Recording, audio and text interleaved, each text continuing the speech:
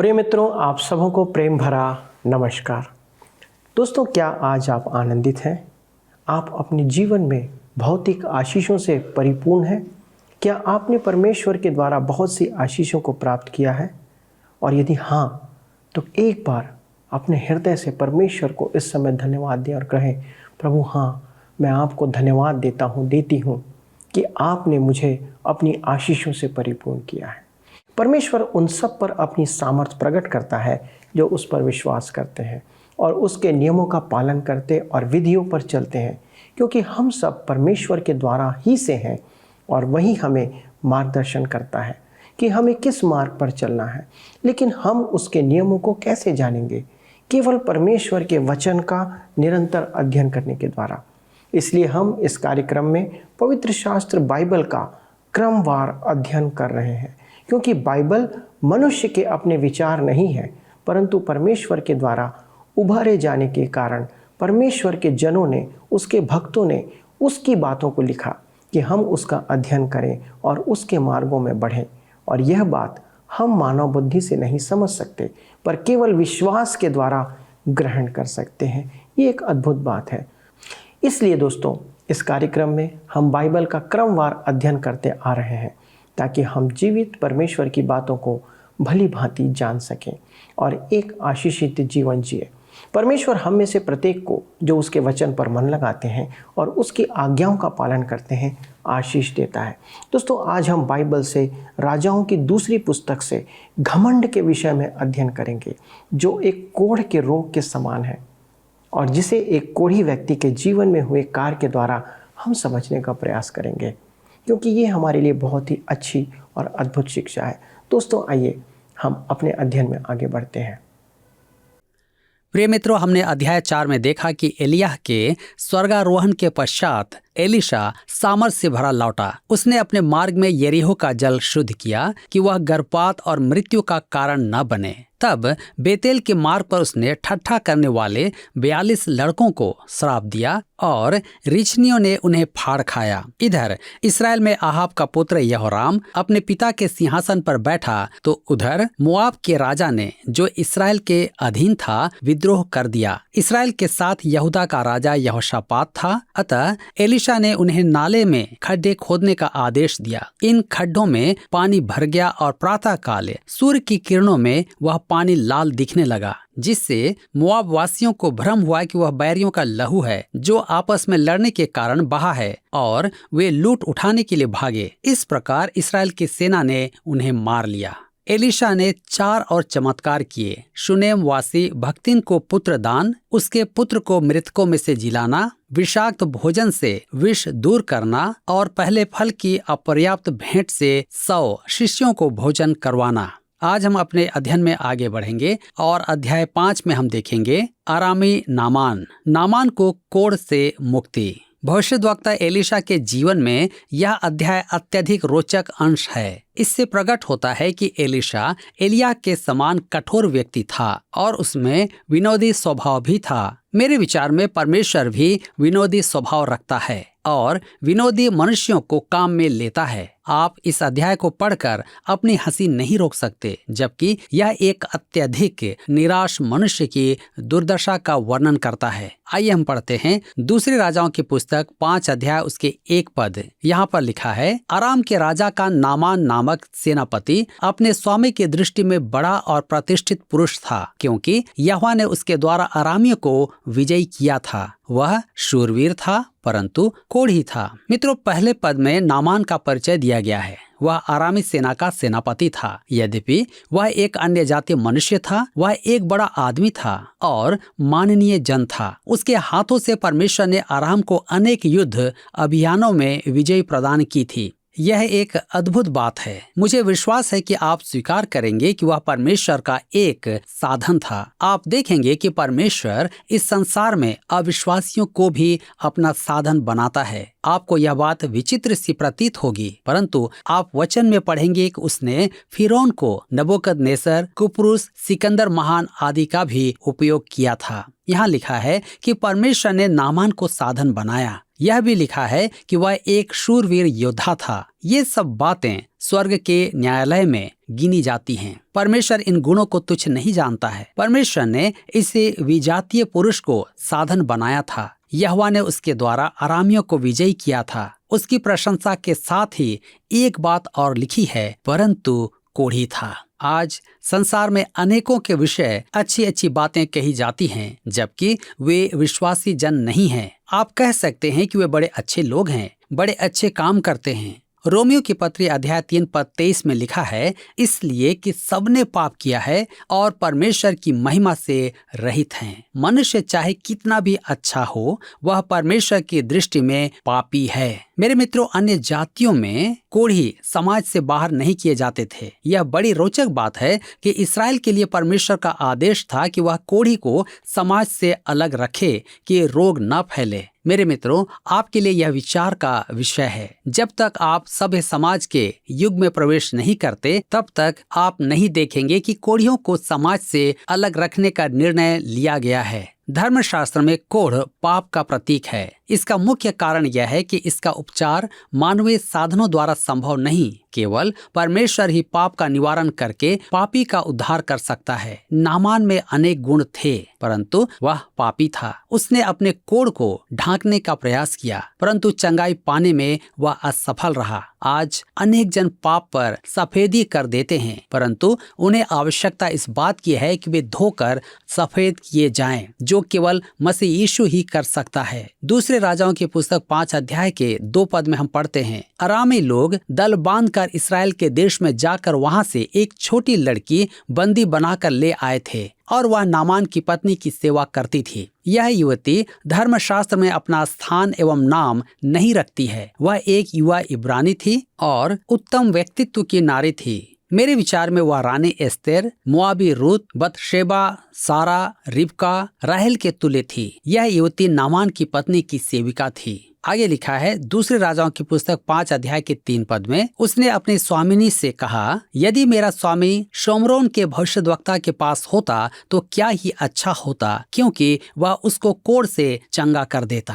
उसे मुंह खोलने का अधिकार नहीं था, परंतु एक दिन उसने आह मारते हुए कहा, काश मेरे स्वामी सामरिया के भविष्यद्वक्ता से भेंट करें तो वह अपने रोग से चंगाई पाएंगे। एलिशा एक प्रसिद्ध जन था। संभवतः उसकी स्वामिनी ने उसकी आह सुन ली और यह बात आराम के राजा तक पहुंची। दूसरे राजाओं की पुस्तक 5 अध्याय के 4 पद में लिखा है, तो नामान ने अपने प्रभु के पास जाकर कह दिया, इस्राएली लड़की इस प्रकार कहती है। आराम का राजा यह सुनकर अति प्रसन्न हुआ कि उसके इस माननीय पुरुष का कुछ भला हो। उसने तुरंत नामान को इस्राएल के राजा के पास एक पत्र लिखकर और बड़ी भेंट के साथ भेजा। दूसरे राजाओं की पुस्तक 5 अध्याय उसके 5 से 7 पद में हम पढ़ते हैं, आराम के राजा ने कहा, तू जा, मैं इस्राएल के राजा के पास एक पत्र भेजूंगा। तब वह 10 किक्कार चांदी और 6000 टुकड़े सोना और 10 जोड़े कपड़े साथ लेकर रवाना हो गया और वह इस्राएल के राजा के पास वह पत्र ले गया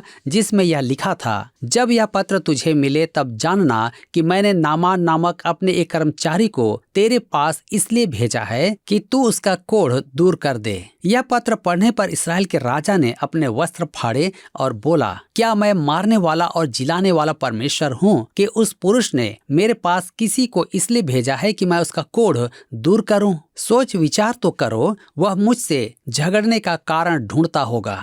आराम के राजा का यह पत्र कि उसके सेनापति को रोग मुक्ति प्रदान की जाए इस्राएल के राजा को अत्यधिक विचलित कर देता है। उसने कहा, मैं परमेश्वर नहीं कि उसे चंगा करूं। संदेश अनुचित व्यक्ति के पास पहुंच गया था। वह संदेश एलिशा के लिए था। मुझे सदैव प्रतीत होता है कि वह जो चंगाई के वरदान का दावा करता है लगभग निंदा का पात्र बन जाता है। मेरे मित्रों, इस्राएल के राजा ने कहा, क्या मैं मारने वाला और जिलाने वाला परमेश्वर हूँ कि उस पुरुष ने मेरे पास किसी को इसलिए भेजा कि उसका कोढ़ दूर करूं? एलिशा भी चंगाई का दावा नहीं करता था, परंतु वह एक महान वैद्य के संपर्क में था। अतः इस्राएल के राजा ने यह निष्कर्ष निकाला कि आराम का राजा युद्ध करने का कारण खोज रहा है, अन्यथा वह अपने सेनापति को ऐसी असंभव याचना के साथ क्यों भेजता। दूसरे राजाओं की पुस्तक 5 अध्याय के 8 पद में हम आगे पढ़ते हैं। यह सुनकर कि इस्राएल के राजा ने अपने वस्त्र फाड़े हैं, परमेश्वर के भक्त एलीशा ने राजा के पास कहला भेजा, तूने क्यों अपने वस्त्र फाड़े हैं? अब वह मेरे पास आए, तब जान लेगा कि इस्राएल में एक भविष्यद्वक्ता है। एलीशा ने संदेश भेजा, नामान को मेरे पास भेज दो। दूसरे राजाओं की पुस्तक 5 अध्याय उसके 9 और 10 पद में लिखा है, तब नामान घोड़ों और रथों समेत एलीशा के द्वार पर आकर खड़ा हुआ। तब एलीशा ने एक दूत से उसके पास यह कहला भेजा, तू जाकर यरदन में 7 बार डुबकी मार, तब तेरा शरीर ज्यों का त्यों हो जाएगा और तू शुद्ध होगा। नामान उत्तरी क्षेत्र के एक महान राष्ट्र का सेनापति था और सच तो यह है कि वे इस्राएल पर प्रभुता रखते थे। अराम ने इस्राएल को अनेक बार पराजित किया था, अतः नामान को आशा थी कि वे उसका सम्मान पूर्वक विशेष स्वागत करेंगे। परंतु हुआ क्या? एलीशा ने संदेशा भेजा कि वह यरदन नदी में 7 बार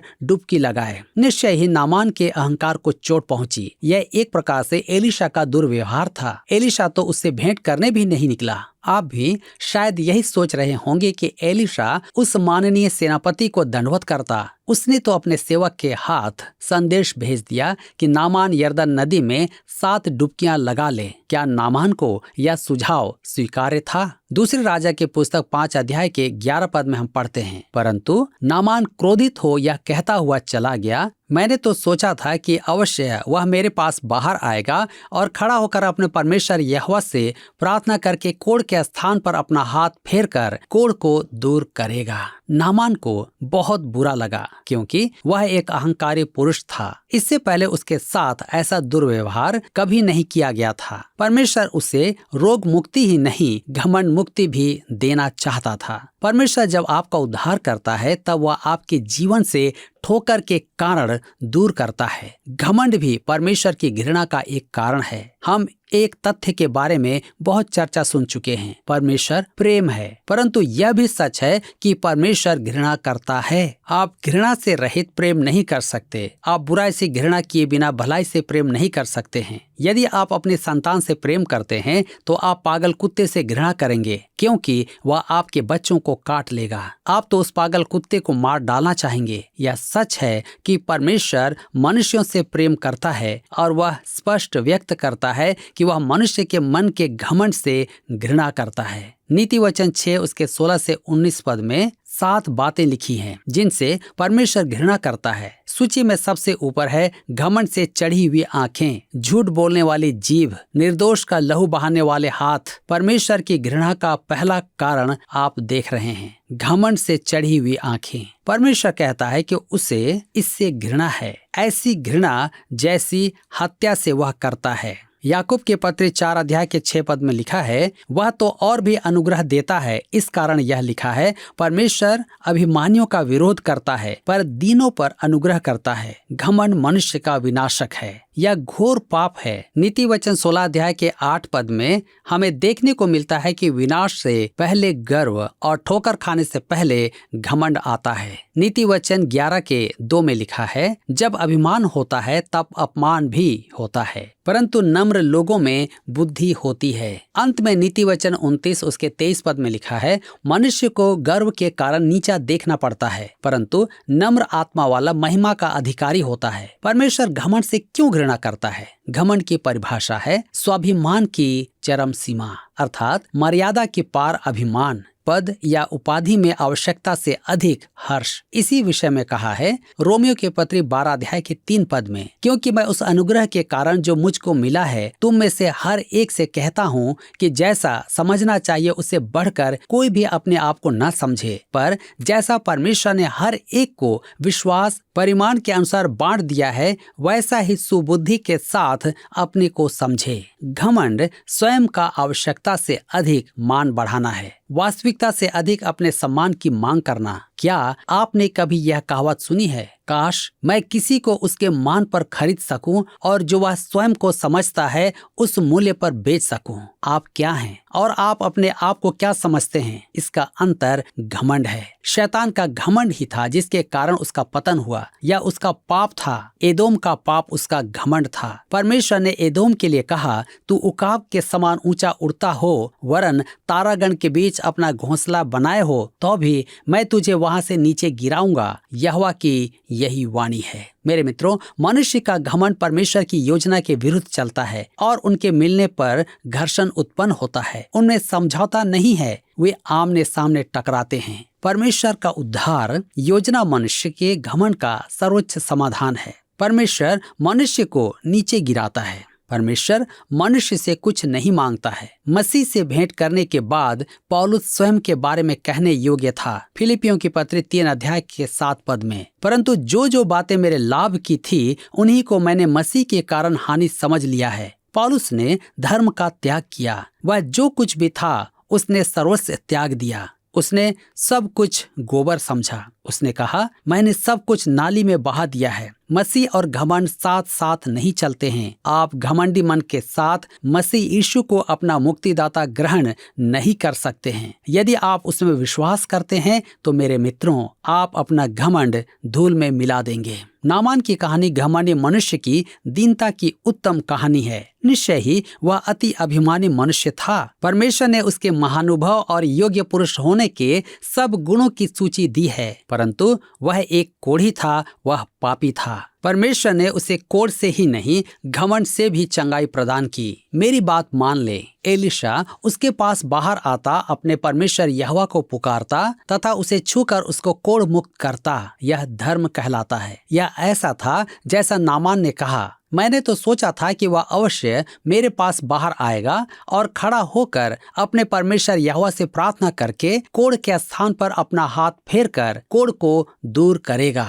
यदि उसने मुझ पर तेल लगाया होता तो अच्छा होता। यह तो धर्म की विधि है। मेरे मित्रों, परमेश्वर विश्वास के द्वारा चंगाई देता है। वह आपके घमंड को धराशाही करता है। वह आप चंगाई के लिए मनुष्य के पास नहीं, महान वैद्य परमेश्वर के पास आते हैं। दूसरे राजाओं की पुस्तक 5 अध्याय के 12 पद में हम पढ़ते हैं, क्या दमिश्क की अबाना और परपर नदियां इसराइल के सब जलाशयों से उत्तम नहीं है? क्या मैं उनमें स्नान करके शुद्ध नहीं हो सकता हूँ? इसलिए वह क्रोध से भरा हुआ लौटकर चला गया। यह एक स्थान है जहाँ मैं नामान से सहमत हूँ। यरदन वास्तव में एक मटमैला झरना सा ही है। मित्रों, वह लबानोन के जल स्रोतों के तुल्य आकर्षक भी नहीं है। यही कारण है कि मैं नामान से सहमत हूँ। जब उसने कहा, क्या दमिश्क की अबाना और परपर नदियाँ इसराइल के सब जलाशयों से उत्तम नहीं हैं? क्या मैं उनमें स्नान करके शुद्ध नहीं हो सकता हूँ? यह हमारे लिए शिक्षा है कि बहुत से लोग मसीह यीशु के क्रूस के निकट नहीं आना चाहते हैं। वह अपमान और लज्जा का स्थान है। मनुष्य क्रूस के निकट आना नहीं चाहता है। इसकी अपेक्षा वे अन्य कोई बड़ा काम करना चाहते हैं। नामान भी तो यही करना चाहता था। ओह, नामान का घमंड! उसने कहा कि दमिश्क की नदियां उत्तम हैं और वे हैं भी। वह एलीशा की अभद्रता और दुर्व्यवहार से कुपित हो गया था, क्योंकि उसने उसे यरदन में डुबकी लगाने को कहा था। मेरे मित्रों, आपको मसीह यीशु के क्रूस के निकट आना ही होगा। आप मसीह के समक्ष घमंड के साथ खड़े नहीं हो सकते हैं। आप उसके पास आकर यह नहीं सोच सकते कि आपके पास निर्भर करने को कुछ है। आप आते हैं, जैसा मैं हूँ, बगैर एक बात पर तेरे लहू से है नजात, लहू जो सबके लिए बहाया गया। आपको बस जो करना है वह है क्रूस पर किए गए उसके काम को स्वीकार करें। दूसरे राजाओं की पुस्तक 5 अध्याय के 13 पद में हम पढ़ते हैं, तब उसके सेवक पास आकर कहने लगे, हे हमारे पिता, यदि भविष्यद्वक्ता तुझे कोई भारी काम करने की आज्ञा देता तो क्या तू उसे न करता? फिर जब वह कहता है कि स्नान करके शुद्ध हो जा, तो कितना अधिक इसे मानना चाहिए। नामान कुपित होकर लौट रहा था कि उससे सेवकों ने उसके तर्क की बात कही। हे हमारे पिता, यदि भविष्यद्वक्ता तुझे कोई भारी काम करने की आज्ञा देता तो क्या तू उसे न करता? आज कितने लोग उद्धार पाने के लिए भारी काम करना चाहते हैं। आपको तो कुछ भी करने की आवश्यकता नहीं है। यीशु ने हमारे लिए सब कुछ कर दिया है। हमें तो बस उसे ग्रहण करना है। हमें तो भिखारी के समान उसके पास आना है। नामान को भी ऐसे ही आना था। दूसरे राजाओं की पुस्तक 5 अध्याय के 14 पद में आगे लिखा है, तब उसने परमेश्वर के भक्त के वचन के अनुसार यरदन को जाकर उसमें 7 बार डुबकी मारी और उसका शरीर छोटे लड़के का सा हो गया और वह शुद्ध हो गया। अंततः नामान ने एलिशा के आदेशानुसार यरदन में 7 बार डुबकी लगाई। यदि मैं उसे देखने वहां जा पाता तो संसार में कुछ भी त्यागने को तैयार था। मेरे विचार में प्रत्येक डुबकी के बाद वह अपनी देह को देखता होगा। उसने संभवतः कहा होगा, सब व्यर्थ की बात है, मैं शुद्ध तो हो ही नहीं रहा हूँ, मेरा कोढ़ तो जा ही नहीं रहा है, और वह फिर डुबकी लगाता। इस प्रकार उसने 7वीं बार डुबकी लगाई और वह कोढ़ मुक्त हो गया। अब हम आगे देखते हैं गेहजी का पाप और दंड। दूसरे राजाओं की पुस्तक 5 अध्याय उसके 15 से 19 पद में लिखा है, तब वह अपने सब दल बल समेत परमेश्वर के भक्त के यहाँ लौट आया और उसके सम्मुख खड़ा होकर कहने लगा, सुन, अब मैंने जान लिया है कि समस्त पृथ्वी में इसराइल को छोड़ और कहीं परमेश्वर नहीं है, इसलिए अब अपने दास की भेंट ग्रहण कर। एलिशा ने कहा, यहोवा जिसके सम्मुख मैं उपस्थित रहता हूँ, उसके जीवन की शपथ मैं कुछ भेंट न लूंगा। और जब उसने उसको बहुत विवश किया कि भेंट को ग्रहण करे, तब भी वह इनकार ही करता रहा। तब नामान ने कहा, अच्छा, तो तेरे दास को 2 खच्चर मिट्टी मिले, क्योंकि आगे को तेरा दास यहोवा को छोड़ और किसी ईश्वर को होम बलि या मेल बलि न चढ़ाएगा। एक बात यहोवा तेरे दास की क्षमा करे कि जब मेरा स्वामी रिमोन के भवन में दंडवत करने को जाए और वह मेरे हाथ का सहारा ले और यूं मुझे भी रिमोन के भवन में दंडवत करनी पड़े, तब यहोवा तेरे दास का यह काम क्षमा करे कि मैं रिमोन के भवन में दंडवत करूं। उसने उससे कहा, कुशल से विदा हो। वह उसके यहाँ से थोड़ी दूर चला गया था। चंगाई से अत्यधिक आभारी हो नामान ने एलिशा को बाध्य किया कि वह उसकी भेंट स्वीकार करे, जो उसकी कृतज्ञता का प्रदर्शन था। परंतु एलिशा परमेश्वर के काम का पारिश्रमिक नहीं लेना चाहता था। एलिशा का सेवक गेहजी था, उसे यह स्वीकार्य नहीं था कि ऐसी मूल्यवान भेंट ठुकरा दी जाए। अतः वह नामान के पीछे भागा। दूसरे राजाओं की पुस्तक 5 अध्याय उसके 21 से 23 पद में हम पढ़ते हैं, तब गेहजी नामान के पीछे दौड़ा। नामान किसी को अपने पीछे दौड़ता हुआ देखकर उससे मिलने को रथ से उतर पड़ा और पूछा, सब कुशल क्षेम तो है? उसने कहा, हाँ, सब कुशल है, परंतु मेरे स्वामी ने मुझे यह कहने को भेजा है कि एफ्रेम के पहाड़ी देश से भविष्यद्वक्ताओं के चेलों में से 2 जवान मेरे यहाँ अभी आए हैं, इसलिए उनके लिए 1 किकार चांदी और 2 जोड़े वस्त्र दे। नामान ने कहा, खुशी से 2 किकार ले ले। तब उसने उससे बहुत विनती करके 2 किकार चांदी अलग थैलियों में बांधकर 2 जोड़े वस्त्र समेत अपने 2 सेवकों पर लाद दिया और वे उन्हें उसके आगे आगे ले चले। गेहजी ने नामान से भेंट क्यों ली? लालच। दूसरे राजाओं की पुस्तक 5 अध्याय उसके 24 और 25 पद में लिखा है, जब वह टीले के पास पहुंचा तब उसने उन वस्तुओं को उनसे लेकर घर में रख दिया और उन मनुष्यों को विदा किया और वे चले गए। तब वह भीतर जाकर अपने स्वामी के सामने खड़ा हुआ। एलिशा ने उससे पूछा, हे गेहजी, तू कहाँ से आता है? उसने कहा, तेरा दास तो कहीं नहीं गया। गेहजी ने टीले तक सेवकों के हाथ वह सामान भिजवाया, तब लेकर सेवकों को नामान के पास भेज दिया कि एलिशा उन्हें देख न ले। सामान को सुरक्षित रखकर वह तुरंत अपनी सेवा में लौट आया और ऐसा प्रकट किया जैसे कुछ नहीं हुआ। दूसरे राजाओं की पुस्तक 5 अध्याय के 26 और 27 पद में आगे लिखा है, उसने उससे कहा, जब वह पुरुष इधर मुंह फेर कर तुझसे मिलने को अपने रथ पर से उतरा,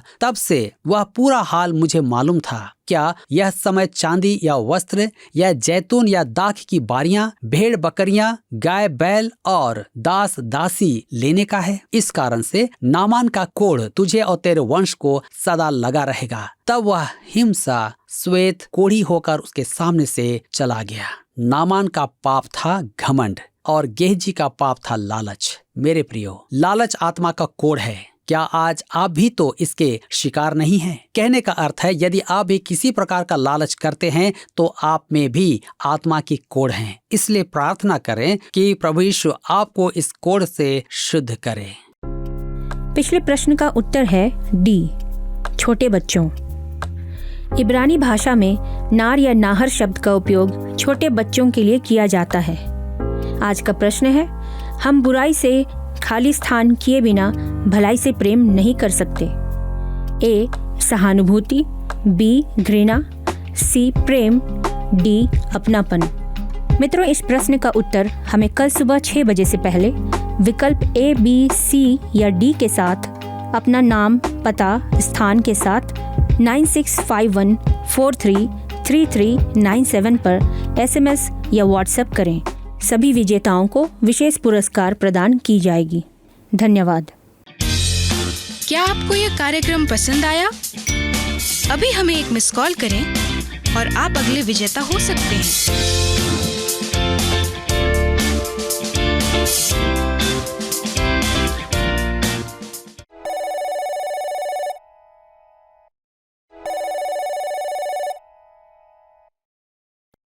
प्रिय मित्रों, आज हमने देखा कि परमेश्वर नामान कोढ़ी को किस प्रकार चंगा करता है। हमने उसके व्यवहार को देखा। नामान का व्यवहार हमारे ही जीवन की एक घटना को प्रकट करता है। नामान को परमेश्वर के दास ने जो कार्य दिया या कहा, उसने उसे करना नहीं चाहा। क्यों? वह अपने आप को महान समझता था, क्योंकि वह एक सेनापति था और इसलिए वह सोचता था कि नबी उसके लिए कुछ करेगा और वह ठीक हो जाएगा। हमारे जीवन में बहुत बार ऐसी समस्या आती है कि हम अपने आप को परमेश्वर से, उसके वचन से बड़ा बना लेते हैं और हम परमेश्वर के पास नहीं आते। लेकिन एक सरल कार्य जो उसे दिया गया था, नामान ने उस कार्य को नहीं किया। दोस्तों, परमेश्वर हमसे भी यही सरल कार्य को करने के लिए कहता है और अवसर देता है, जिसके द्वारा वह देखना चाहता है कि हम उसकी आज्ञा का पालन करते हैं या नहीं करते। यदि हम अपने घमंड में भरे रहकर इसे उपयोग नहीं करते, इसका लाभ नहीं उठाते, तो एक दिन आएगा जब हम उसके कारण से दोषी ठहराए जाएंगे। परमेश्वर हमें इस बात को समझने की बुद्धि दे। आइए प्रार्थना करें। हमारे जीवित सामर्थ्य पिता, हम धन्यवाद के साथ आपके सन्मुख आते हैं। प्रभु, इन सुंदर वचनों के लिए धन्यवाद देते हैं कि आपने अपने अनुग्रह को किस रीति से अन्य जातियों पर प्रकट किया। प्रभु, अनुग्रह करें कि हम अपने जीवन में ऐसे घमंड भरा स्वभाव ना रखें, परंतु आज आपके वचन को सुनकर आपके निकटता में आए। हम विशेष प्रार्थना करते हैं उन भाइयों और बहनों के लिए जिन्होंने आज पहली बार आपके वचन को सुना। प्रभु यीशु मसीह के अनुग्रह को जाना है। अनुग्रह करें पिता कि ये वचन उनके हृदय में कार्य करे, पवित्र आत्मा उनके हृदय में कार्य करे और वे अपने मन को तोड़कर, अपने आप को पश्चातापी बनाकर आपके सन्मुख आए और पापों की क्षमा प्राप्त करें। क्योंकि ये एक बड़े आनंद की बात है, ना केवल उस मनुष्य के लिए, ना केवल उसके परिवार के लिए, ना केवल समाज के लिए, परंतु आपके स्वर्गिक स्थान के लिए भी ये आनंद की बात है। आदर और महिमा आपको देते पिता, विनती यीशु के नाम से मांगते हैं, आमीन। अगले प्रसारण में हम अपने अध्ययन को आगे बढ़ाएंगे। तब तक परमेश्वर हमारे हृदय को इस प्रकार की बात के लिए नम्र करे जो आज हमने सीखा है। परमेश्वर आप सबों को बहुतायत से आशीष दे। नमस्कार।